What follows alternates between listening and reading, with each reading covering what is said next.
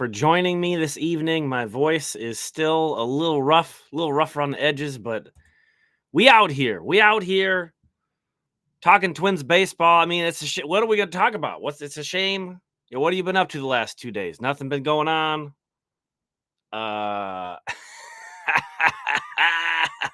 They did it. They did it. Oh my gosh. I wonder when that feeling's going to go away. I hope not for a real long time. I hope not for a real long time. It feels incredible. Um, oh man, it just feels like this weight has been lifted. And it just my vibes coming into game 2 versus game 1 were so dramatically different from one another. So dramatically different. Because coming into game 1, it's just like we've done this 18 times, you know.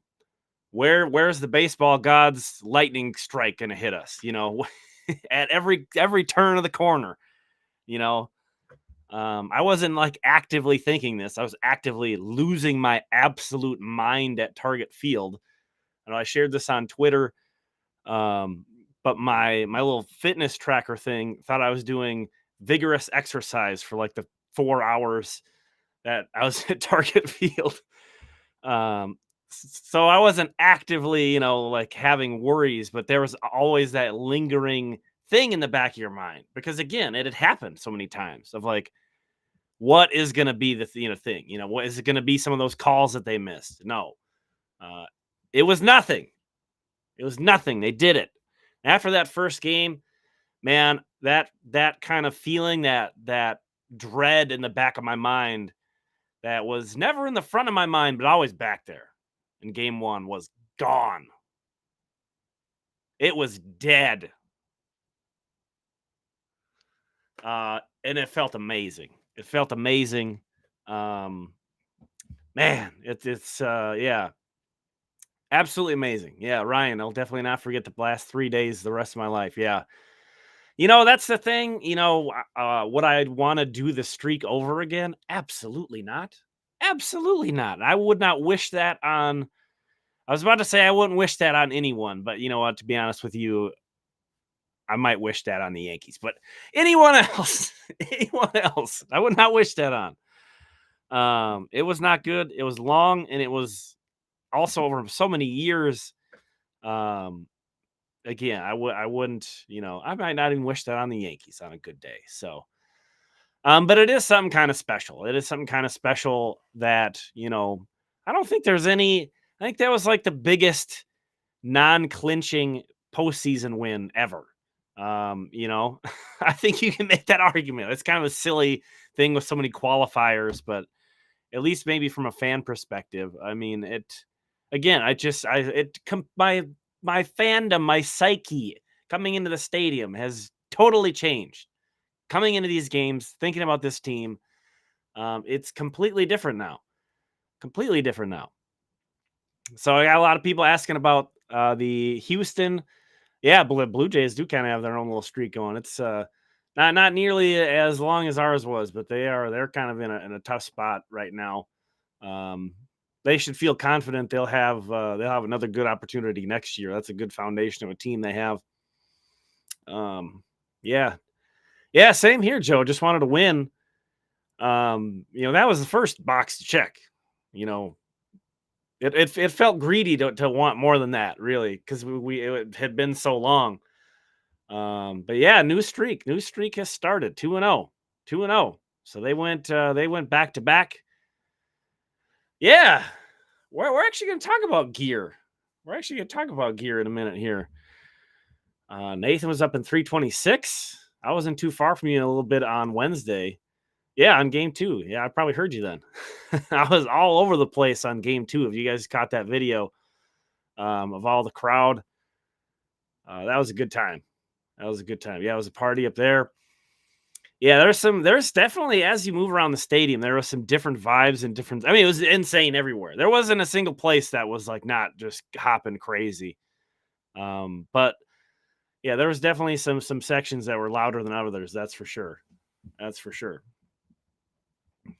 Ooh, who do you think gets game 1? We'll get into that. And we'll talk some Houston first. But Wanted to just kind of get it on the chat early here.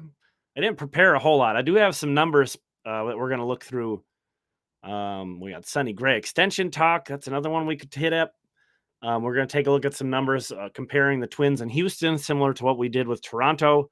But just like big picture, I feel there is some similarities to the matchup. After all, Houston, even though they're a division winner, they only won one more game than Toronto. At the same time, I think you can look at this Houston team and say, like, oh, this team could go to the World Series easily. This team has a foundation.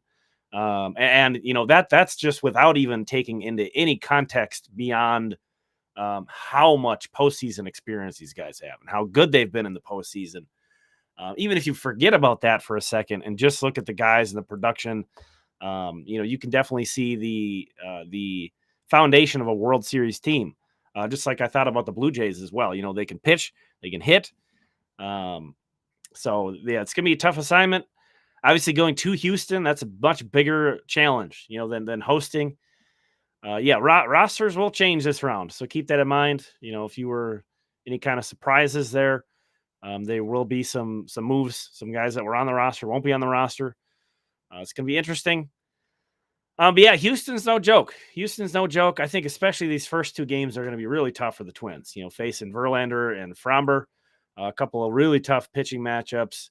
With the Twins not being able to, turn to their best guys right away, since Pablo and Sonny pitched so recently, they'll come back around here before too long. But we'll see what happens. I know a lot of people already asking about game one, the starter. I think, and some people are kind of treating that as a toss-up between two guys. I actually think this is a three-man conversation. I think Joe Ryan, Bailey Ober, and Kenta Maeda are in that conversation. Astros are not. This is one of the things we were talking about. They didn't have a great home season, but honestly, you flip the script to the postseason. That Houston showed out consistently. They have that dome, which isn't. We are all about that. We know all about how much a dome can be an extra added home field advantage. Just the noise gets trapped in even more, and we saw how many things went the Twins' way because the Blue Jays were struggling with noise,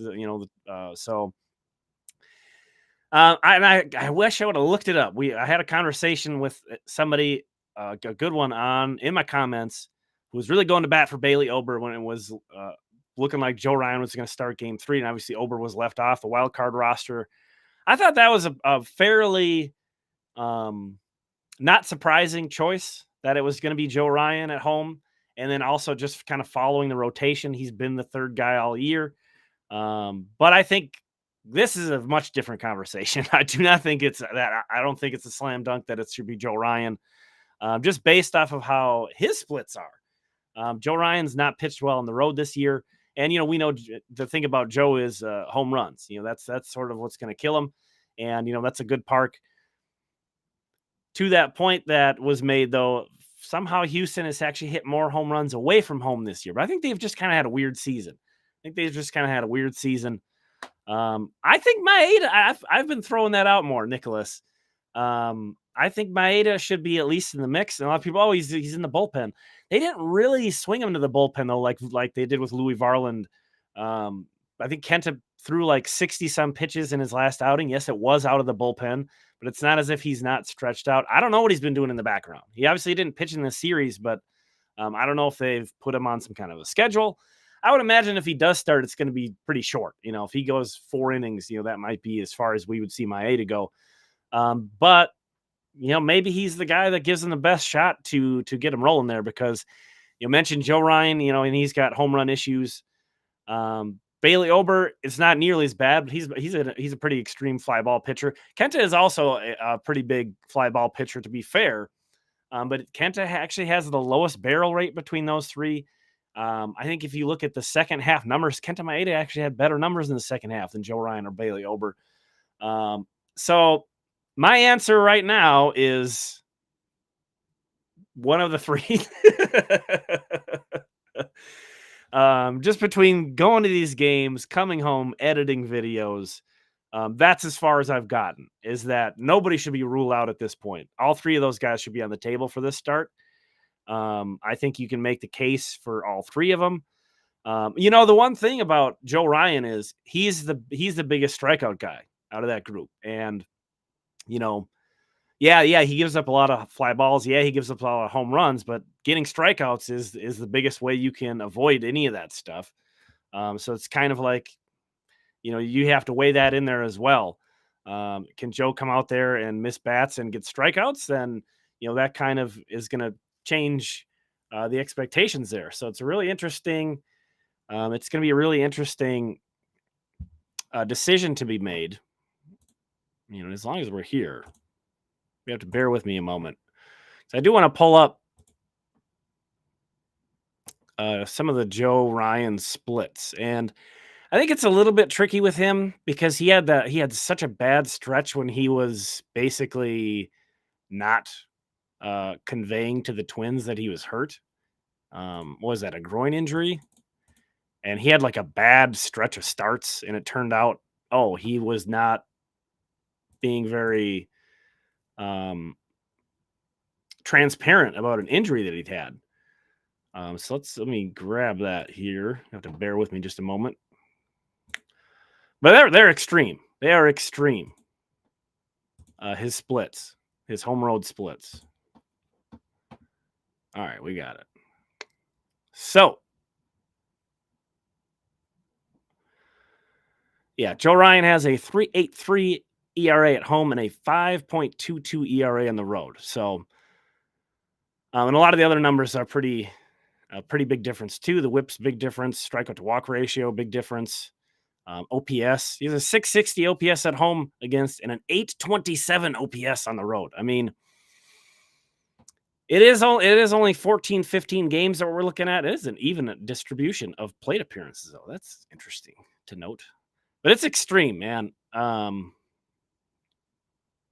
Does his career do we not have that? Yeah. Now I'm kind of curious if his career numbers kind of reflect that as well.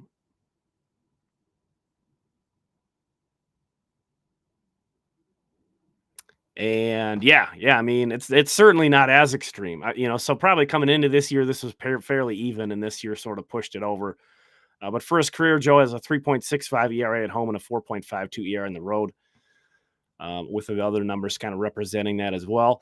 So, if you are kind of thinking of Joe Ryan as sort of the obvious number 3 Twin starter, I think I'm with you there. I'm with you there, but I think, this environment and this matchup certainly kind of changes the conversation a bit for him. I don't know what's with that. Every time I add something new, it'll kick the chat out for a second. So apologize about that. But yeah, so that's what we're looking at with Joe Ryan. Let's see. Let me get back in here. Yeah, so it's going to be really interesting, and there's a lot of other stuff on the table. They might use an opener. They might try to piece together some kind of weird, crazy bullpen game because they have guys. They have Paddock can go multiple innings. Varland can go multiple innings. And you could sort of combo them with one of these guys. I will say, it would give me less concern, if like all they're going to do is ask Joe Ryan to go through the order once or something. Or Bailey Ober or Kenta Maeda, but yeah, I have a lot of respect. We're going to get to that in a second. I have a lot of respect for the Astros lineup. That's a lineup. Yeah, Varland did have a great start against Houston. You're right. Yeah, that was the. I was having a lot of. I was Varland versus Kenta Maeda conversations with people around then. People thinking I was pretty nuts for thinking Kenta should rejoin the rotation when he was healthy because Varland was just shoving at that time. So yeah, I mean that's a good sign. And obviously they turned to Varland in these games in shorter bursts, but maybe the plan will change a little bit. And obviously they're not going to look for like a traditional start out of Louis Varland at this point. I think he has shortened up to the point where you're not going to see him throw like 4 innings or something, but they might have him go more than one against this team potentially. The Astros, I'm sure. I mean, imagine they've won so much. Imagine the amount of trash you would talk if you were an Astros fan, They're going to be talking trash. Absolutely. So get used to that. Get used to that. All right. Well, before we get into um, the actual matchup information, I'm gonna have to apologize. I'm not as fresh right now either. I'm pretty beat up. I'm still pretty beat up from these past 2 days, man. Tuesday, I was just a maniac for 9 innings. It was insane. It was insane. I was a wreck when I woke up the next morning, and then yesterday I covered so much ground in Target Field, recording all that video for that compilation of Twins fan reaction and crowd noise. I did laps around the stadium. By the end of it, I had nearly 100 clips that I had to edit through, just all over the place. So I'm wrecked. But somebody called out my gear. This is a nice one. Minnesota twice World Series champions in 87 and 91. The sweatshirt. I probably need to get some new gear though. Some more up-to-date gear, and I want to talk about a new affiliate of mine on the channel here who has some incredible stuff. Breaking Tea. You can get these t-shirts at the top or hoodies at the top too. The Royce Lewis. You kidding me? With the money, with the reaction from his first home run of game 1, and then a Royce rakes. I feel very seen by these designs as a Twins fan. Mr. Grand Slam. And they got some old school stuff too, the Pull a Herbie. But they have some awesome stuff. Again, this is Breaking Tea. This Correa shirt, what time is it? With the watch pointing. Again, I just these guys reached out to me, and I saw some of these designs, and I was like, yeah, these are speaking to me. I think some of the people on the channel would like these. And I've had one of their shirts before too. Is a La Maquina one, a Jose Barrios one. Nice quality shirt. So if you go to breakingtea.com/TF Twins, I can get a little commission there, and it costs you nothing extra. So if you're interested in those shirts anyway, nothing extra on your end, and they'll kick a little my way. And I'm crossing my fingers that they might send me something. Get me some updated gear to wear on these live streams, because again, I love this one. No disrespect to this one. It's a classic, but we got a team that won. We're not going to tuck away the old stuff. We're going to keep the old stuff up, but we need some fresh gear. We need some fresh gear. This team deserves it. So, yeah. And Shayla mentions that they did all the Bomba Squad stuff, like the logo with the bomb. If you've seen it, it's like a cartoon. That's from them. I dig them. I've digged them for a while, so I thought that was really cool. They reached out. They're being pretty aggressive. I think they've reached out to quite a few baseball creators for the postseason, as you might expect. But they do good stuff, and so that was really cool. So, but let's get into some of these numbers. We did this for does Gant get a cut? Nice. We did this for the Toronto series. I think that was either on a video or live stream. And then in the Member Monday video last week, I decided, you know what, let's also look at the second half numbers. And I actually ended up deciding, I actually think this is more valid to look at a team's right now second half numbers, because you might argue, yeah, sure, the full season is certainly a bigger sample size, but these teams evolve so much. And the Twins didn't do anything at the trade deadline, of course, so they're a little bit not as much. But the Astros acquiring Verlander was such a huge trade. So I think it would be only fair to try to look at their numbers with Verlander. Also, Jose Altuve missed time early in the year. Yordan Alvarez missed time in the middle of the year. So I think kind of we are looking at more of a true representation of the Astros lineup when we look at only basically the last 2 months of the season. And this is how the Twins and the Astros line up offensively. And I mean, yeah, we're seeing the kind of the scales shift toward the Astros, but I think it's probably a lot less than most people would imagine. Of course, not us diehard Twins fans. We know how well this team's been hitting in the second half. But yeah, man, these are two lineups that are really good. And I do not expect to see many, if any, 3-1 or 2-0 games. I think these teams are going to score some more runs this time around, and part of that is because of how the pitching looks. I'm not going to go through these stats one by one, but just kind of want to pull those up. We might call back to them a little bit later.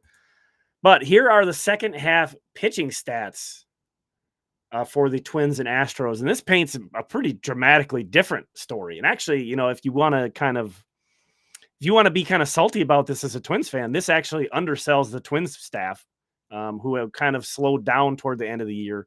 They were much better in the first half than the second half. And yet, look at how much better the Twins pitching was in the second half of the season than the Astros.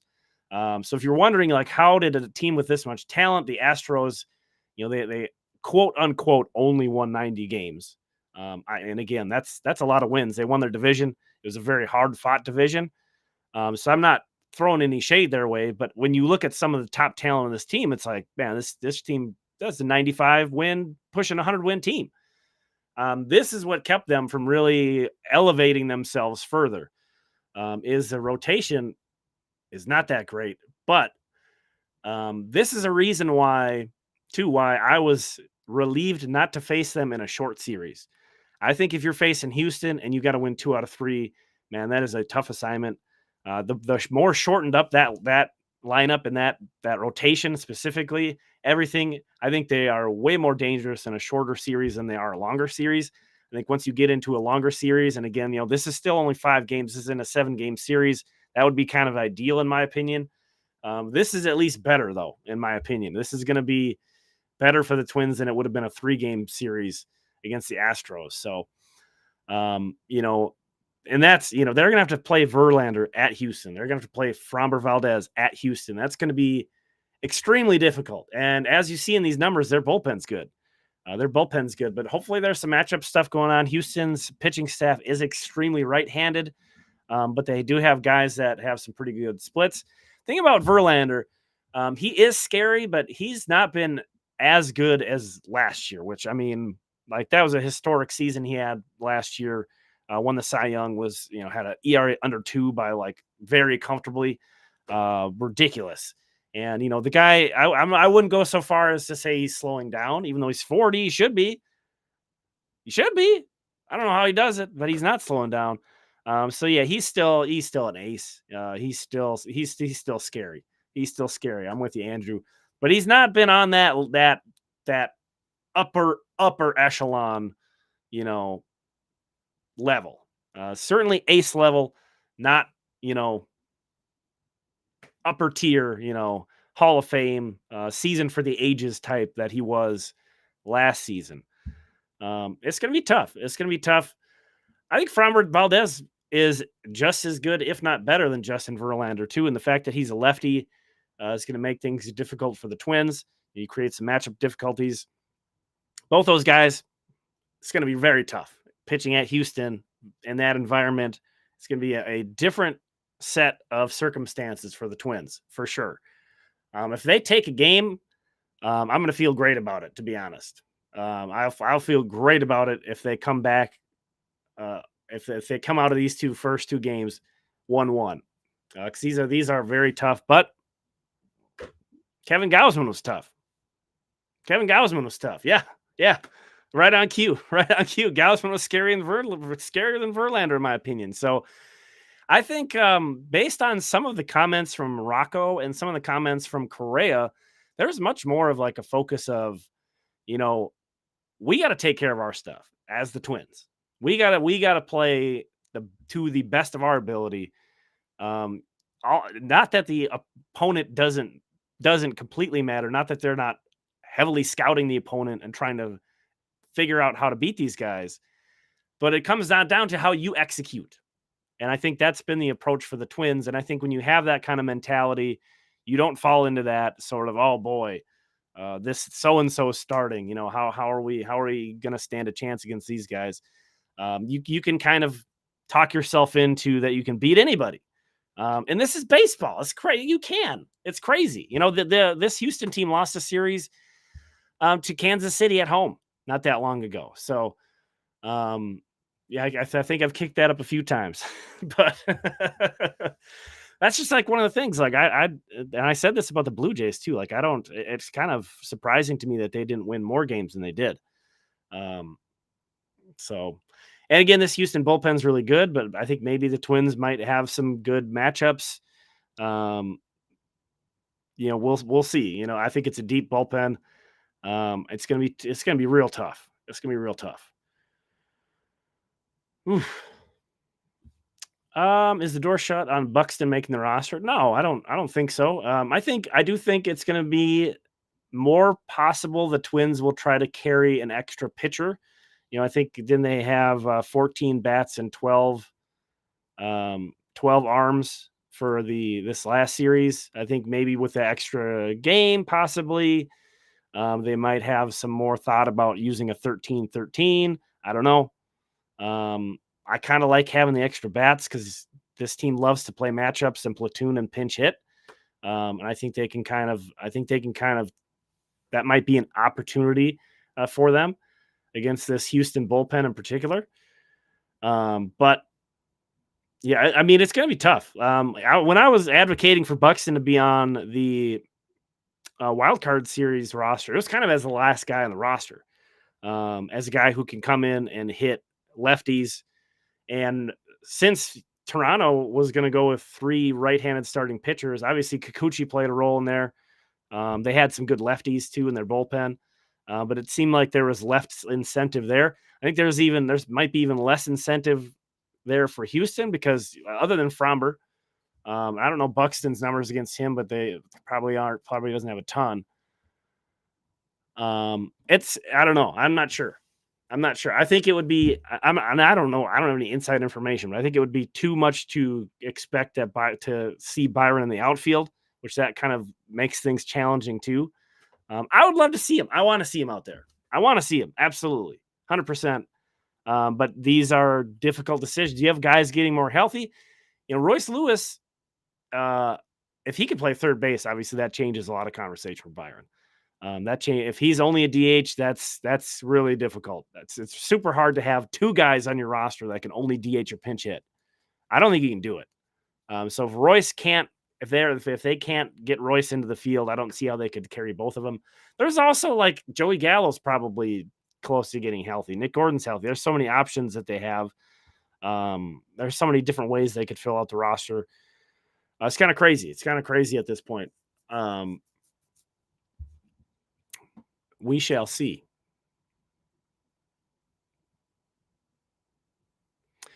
Yeah, Polanco, that was a tough series, man. That was a tough series for him, especially in the field.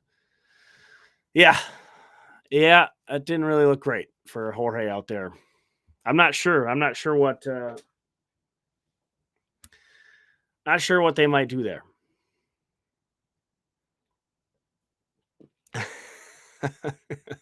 Hey, don't rule Gallo out.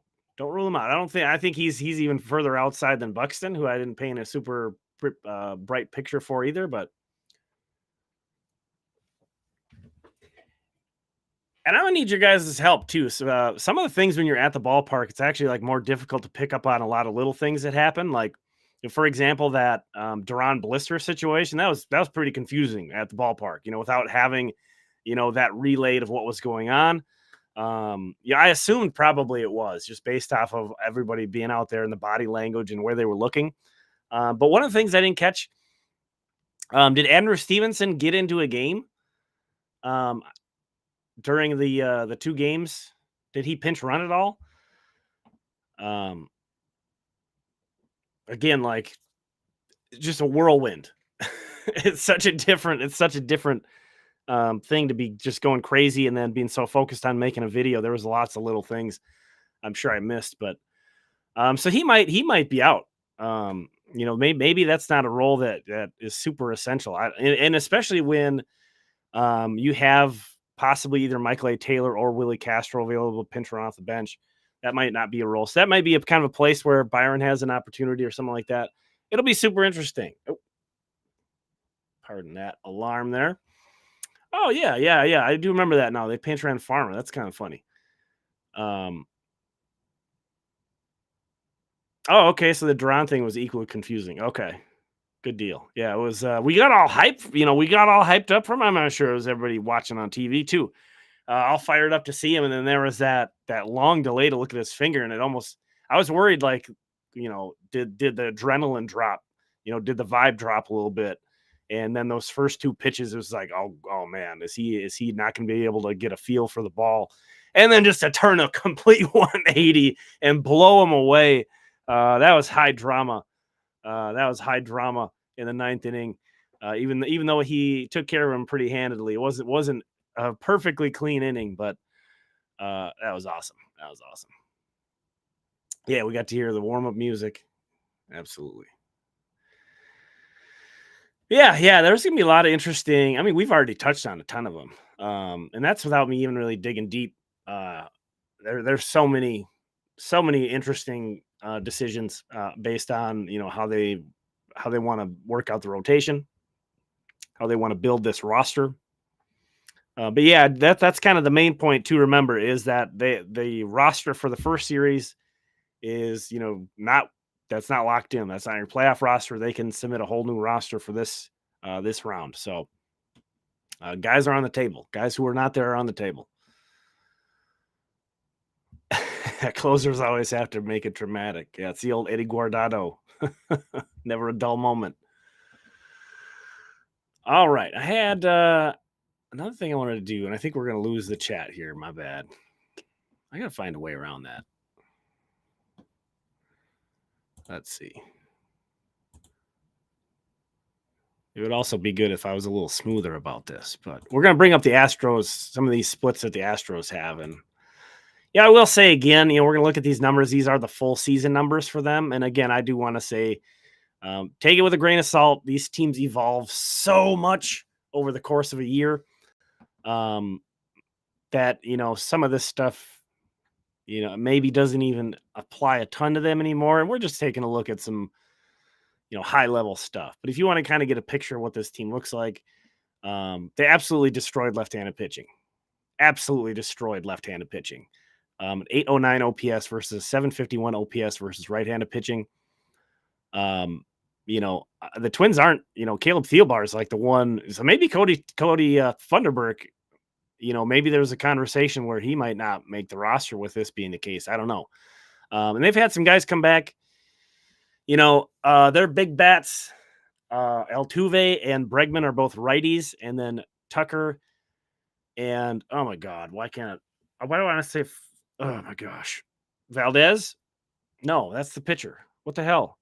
This guy terrifying. I think I blocked him. I'm blocking out his name because he's absolutely horrifying. He's the scariest hitter in baseball. Oh, more beverages. I need thinking juice. Jordan, thank you. I really do think Jordan Alvarez is the scariest hitter in baseball. But the point I was about to make is that Tucker and Jordan both hit lefty, but they have like even splits. You bring in lefties against those guys, doesn't matter at all. There's zero fades on those guys facing lefties. So they crush lefties. I'm sure you guys were just screaming at me. Jordan! Yeah, absolutely horrifying. Horrifying hitter. Yeah, this is and we're just looking at their hitting stats right now. This is something that was alluded to in the chat as well. At home, they had a 736 OPS, and on the road, they had a 798 OPS. And their record was they were like 500 or below 500 at home, and amazing on the road. And they hit 92 homers at home and 130 homers on the road, which, you think about Houston and you think of that, there's a lot of short porch. There's some parts of that ballpark that are hard to reach. So it's not like everywhere is tight there. There's the short porch out in left field. But they hit way more homers on the road. I find that really interesting. And again, I haven't really gotten to dig deep into, why this stuff might be, but it just seems like they've had a really odd season. Their OPS in the second, again, and I think this is a big thing with looking at first half versus second half. They were not a very good offensive team in the first half. And then 100-point difference in their OPS, 723 in the first half versus 823 in the second half. I really think that this lineup really elevated itself those last couple months and is sort of what you think about this lineup now and how dangerous they are. So yeah, those were the main ones. Sort of, we're going high level here. They've had some breakouts too. I mentioned their stars, but like Chas McCormick's had an incredible breakout year. Diaz, their catcher who DHs quite a bit, has been remarkable too. As a rookie. No, I don't want that. I want splits. And then pitching wise, again, this is definitely where it feels like they can be exploited a little bit, but in a longer series. Because again, you got to keep in mind that Verlander was not around most of the year, so he doesn't factor into any of these year-to-date totals. Pretty even platoon splits, right, left overall as a staff. I don't think we can gather as much of that from the hitting side as we could the pitching side. Home road, they had a 4.25 ERA at home versus a 3.62 ERA on the road, and they also had kind of the opposite. You remember their lineup was worse in the first half and better in the second half.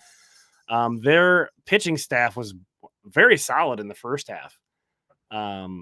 You see a 710 OPS against in the first half versus a 742 in the second half. The ERA goes from 3.67 in the first half to 4.29 in the second half, despite adding Verlander. That's kind of the crazy part. And then like a 1.316 whip as a team and a sub 9 K per 9, a 2.4 walk per 9. I'm not sure exactly, I don't think they have a whole lot of great pitching depth in their rotation after those big two. Maybe somebody steps up. Maybe I'm throwing shade at somebody. But I do think they are a bit top heavy there. The bullpen is deep. They've got depth in the bullpen. Obviously, our old guy, Brian Presley, at the back end there. Jeremy Pena, he did last year. He was pretty, you looked at his regular season and it was like, all right, you didn't look at him and be like, okay, this is the guy that we got to worry about. And then in the postseason, he was phenomenal. Absolutely phenomenal. I think that's too, like when you have a team like this that's had this much postseason success and you have superstars in your lineup, it almost makes things easier on the other guys because what do you think the game plan is going to be? The game plan is going to be, we can't let those guys beat us. We can't let the Altuves beat us. We can't let Jordan beat us. So you're going to pitch to the other guys a little bit differently.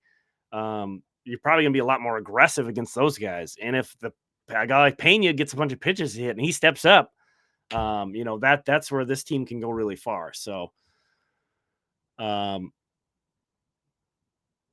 it's going to be a tough go. This is not, especially these first two games are going to be a tough go. I think if the Twins can grind one out, I think they're going to win the series. I do. I think if the Twins can take one of these first two games, they've got a great shot.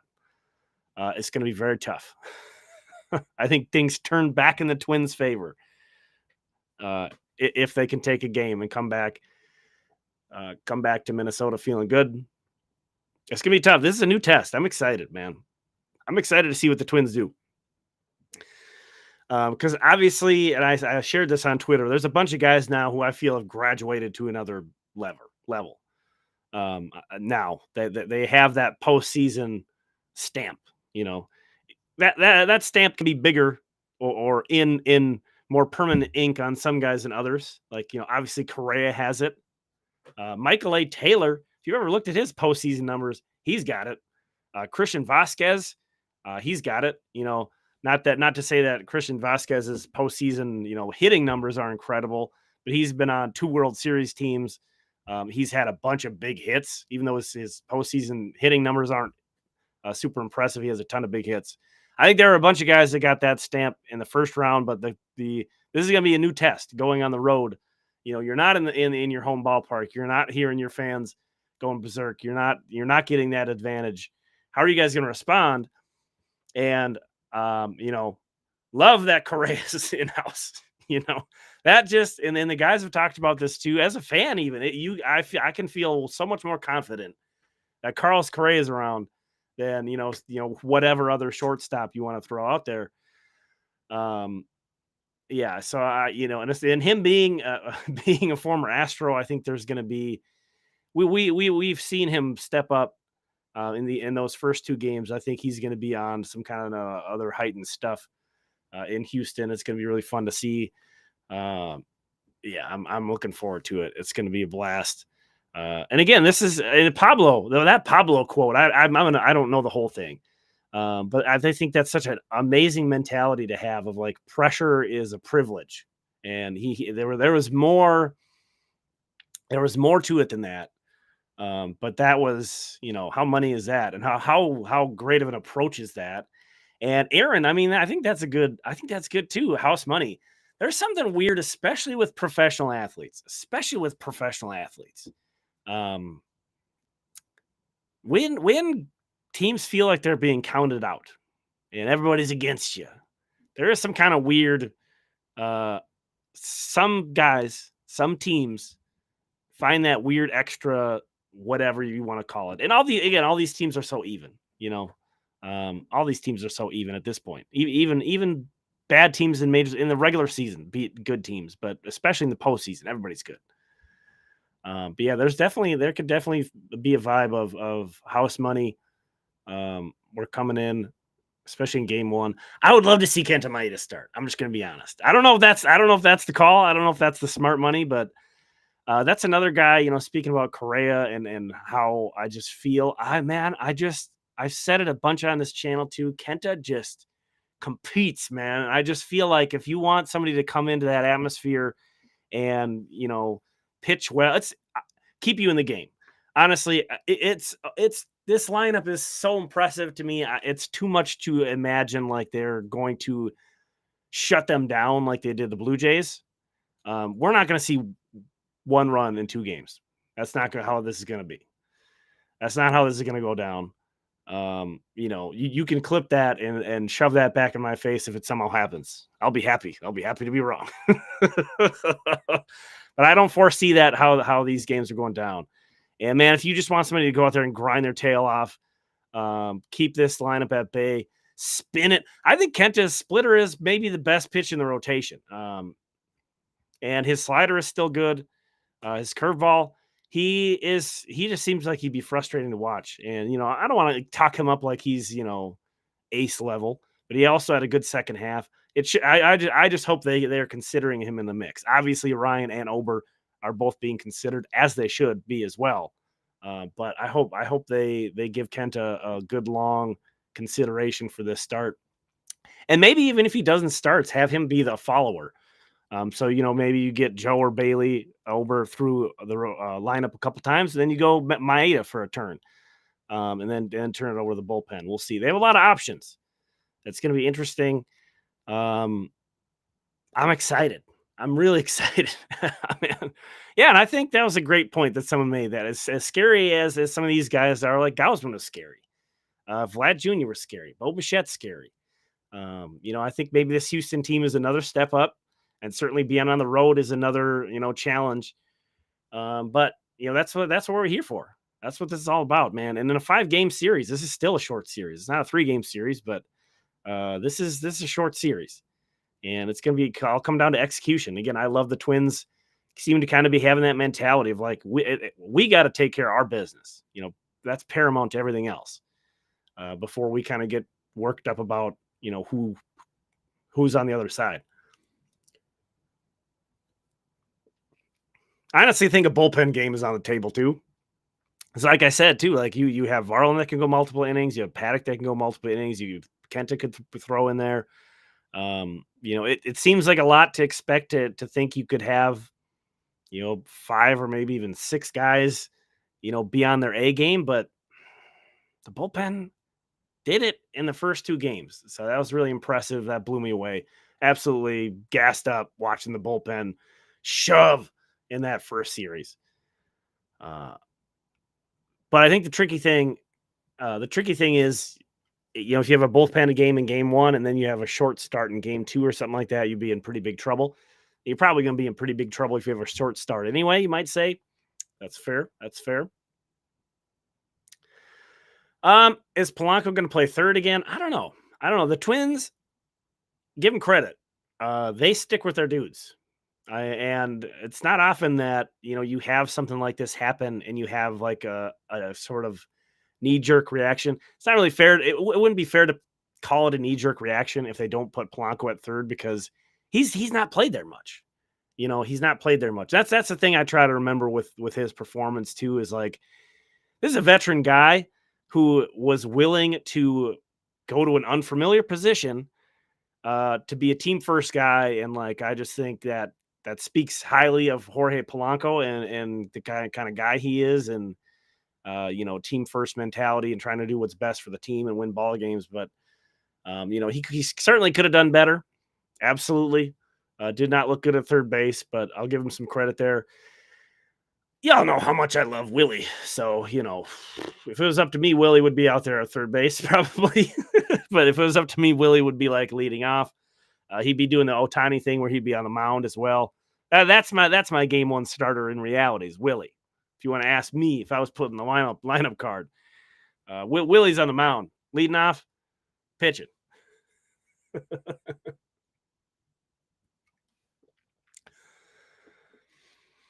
Yeah, but with Royce not being able to play in the field, it creates some challenges.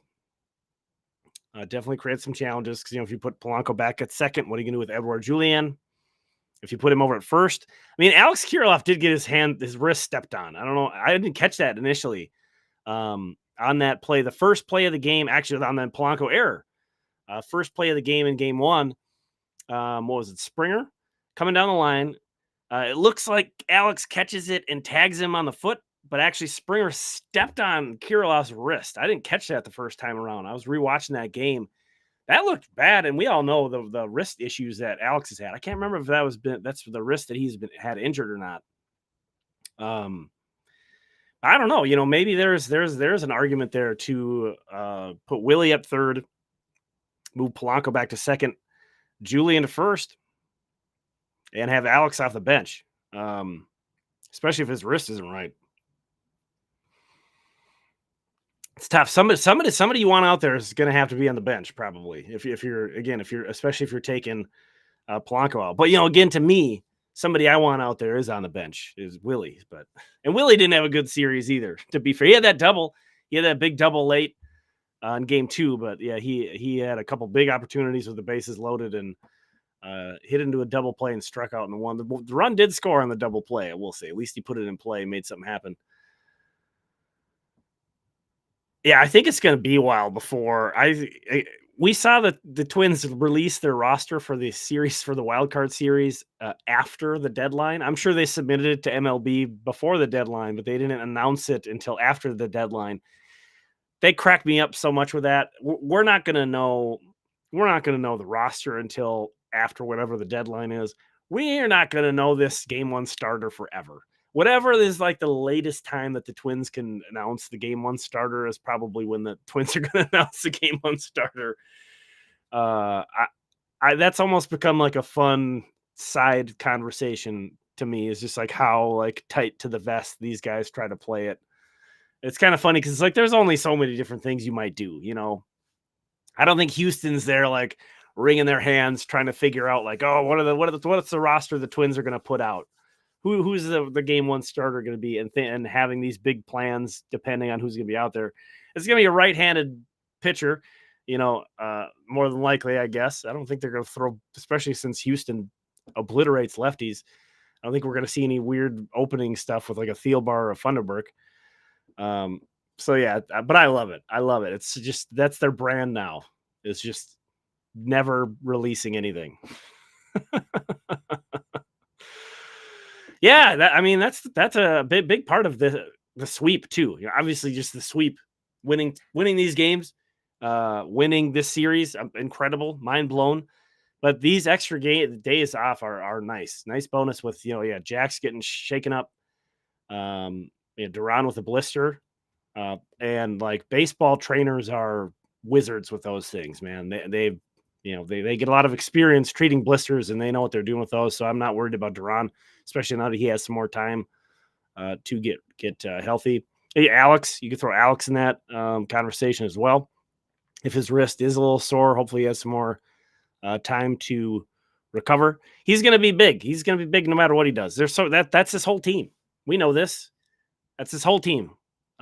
26 guys. They're all going to be playing pretty much. Everybody's going to be out there. Everybody's got to contribute. Everybody's got to come up. That's the way this team goes. And I think that's, they have that advantage. I think this Twins roster is deeper than Houston's. I think that's the biggest advantage that the Twins have.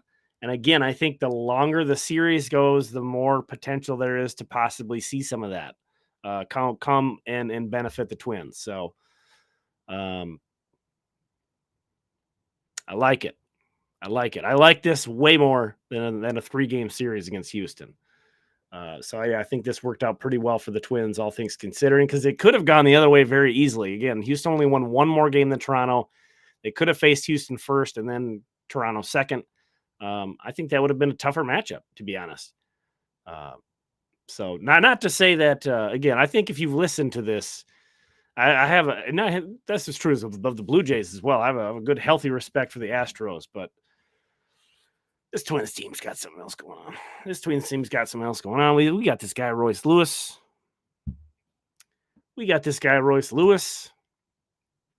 Plot twist, Dobnak starts. Money again. Breaking T / TF Twins. BreakingT.com/TF Twins. Go check it out. Do we get a Drunk Tom recap? A lot of people didn't like that. A lot of people, and I get it. My videos are better when I'm not drunk. Okay, I get it too. I understand. I considered not putting that video out, but it was in the moment. The heart was in that one. I was feeling the fire, and I kind of wanted to capture that. Maybe, if anything, for my own good, and I can look back on that and remember how I was feeling leaving. Partied. I tried to hang with John Bonus, and that's every time I've tried to do that, it's just the worst idea ever. I stayed up, went out to a bar after the game, because his wife Chrissy wanted to watch the Phillies game, and just went too long. So I blame him. If you didn't like it, blame Bonus. So that's how that one came about.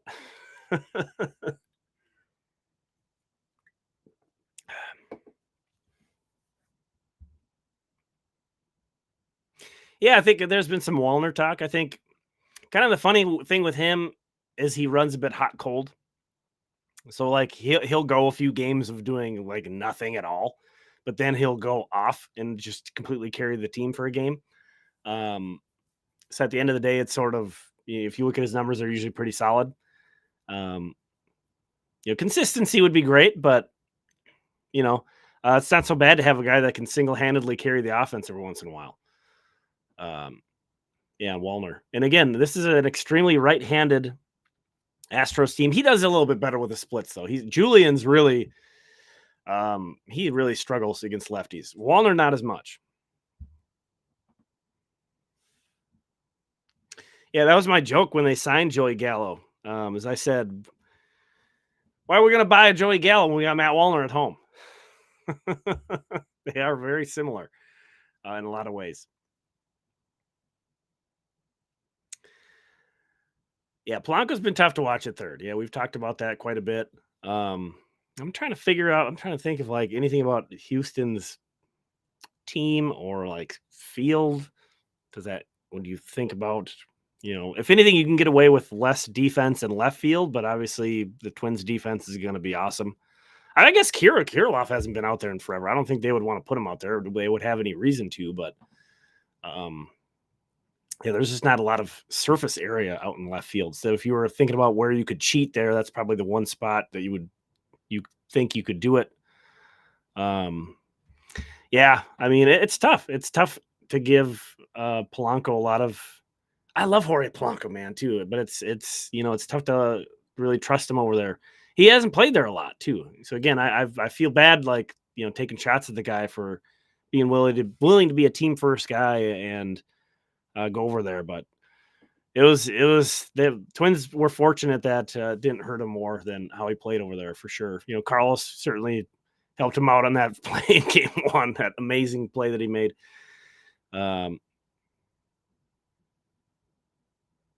Oh man, that was in hindsight. You can look back on my reaction to the Gallo signing. I didn't like it at the time very much. Um, yeah, yeah. I mean, and again, if anybody's going to suggest putting Willie Castro at third base, you will hear zero arguments from this guy. Absolutely. But I was on the Royce is going to recover faster than anybody can even imagine train. Um, I don't know. Can't remember what the original timetable was for his hamstring, but again, sweeping early. Royce is getting full days of rest right now, and I know the Twins are traveling, so it's not like he's able to like be in the training room or anything for an extended period. But I wouldn't rule it out that Royce won't play third base in the series, and that would really change this conversation we're having right now. Now that also kind of creates a different dynamic at second base for sure, and first base again since Julian's been playing a little bit over there, and DH. There's just so many moving parts. I think that's what's a really cool thing about this Twins team too. So many guys can play multiple positions and fit multiple roles, and provide value in multiple ways. We haven't even mentioned. I haven't talked about Donovan Solano. I'm sure you guys have been talking about in the chat a little bit, but Donovan Solano factors in there. Without Houston having many lefties, I think he'll start against Fromber for sure. But we might not see a ton of Donnie since he's not going to be like a pinch runner or a defensive replacement probably. Man, it's gonna be fun. Yeah, and that's fun, man. It's gonna be fun to see the roster, the lineups, the rotation. There's just so many options the Twins have. I think the overwhelming thing about the first series win to me was like just to sit back and like be almost like amazed at how much of Derek Falvey's fingerprints were on these wins. Like Royce Lewis was not the consensus number one overall guy. That was a interesting strategy that they went in with, but they obviously from day one thought that he was a special person. So for him to have that giant game one, and then Correa, obviously the biggest contract in team history, for Correa to have these huge moments with the hit in game two, the two huge defensive plays with the out at home and the pickoff. That was a guy that was, and obviously with two teams having failed their physical, that was a gigantic risk that they took. Just so many other, the Luis Ariz trade. It's easy to forget that they traded their most recent first round pick to get Sonny Gray like that. You don't see that very often. So just like all of these things, the biggest thing I could blast them on the past year is not doing anything at the deadline. And the bullpen shoved the spot that I thought was like, you could not address that. They were almost perfect out there. So it's hard not to kind of trust what these guys are going to do right now. And again, I think so many things are on the table for game one in particular. Some of y'all throw out a bullpen game, and I don't think they could. I don't think that's off the table. So I'm excited. They're crazy. These guys crazy making these decisions. Again, how much trust they've invested in a lot of these players. It fires me up. Seeing guys like Brock Stewart, who was almost out of baseball completely, smoking a lineup. Griffin Jacks, who took a lot of heat from Twins fans all year, they stuck with him. They shifted him down a little bit in the pecking order at times in the bullpen, but they kept going back to him because they trusted in his stuff, the way he pitches, and he delivered. He really made it pay off for him. That was awesome. We didn't see Pagan yet. He was warming up when the blister thing was going on with Duran, but yeah, he was potentially going to come in if Duran wasn't, but he didn't pitch. Varland hit 100. He hit 100 yesterday, legit, insane. So yeah, it's they're on something right now. They're on to something, and they're on something right now. Everybody going down. So, well, we'll hope the magic continues. It's not going to be easy, but it's going to be fun. Thanks for hanging out. I think we might wrap this thing up. That would be rewarding, though, man. I've been probably among the biggest Pagan, deniers. I wouldn't say haters, but deniers. I said it. I think before the season started, he could go 100 outings of being great, and I still would. I would have that Pagan PTSD. It's so hard to let go. But he pitched amazing this year. He was awesome. It would be seeing him like have a shutout inning in Houston. Oh, that would be very rewarding. And so cool for him, obviously if we're thinking about that, thinking it'd be cool. I mean, imagine for him. But yeah, we're gonna wrap it up. It's been an hour. I gotta get some more rest. I gotta recover some before we get these games going again, because this is taking a toll. This is fun. I like it, but it's taking a toll. Thanks for hanging out. Really appreciate it. We'll talk again soon.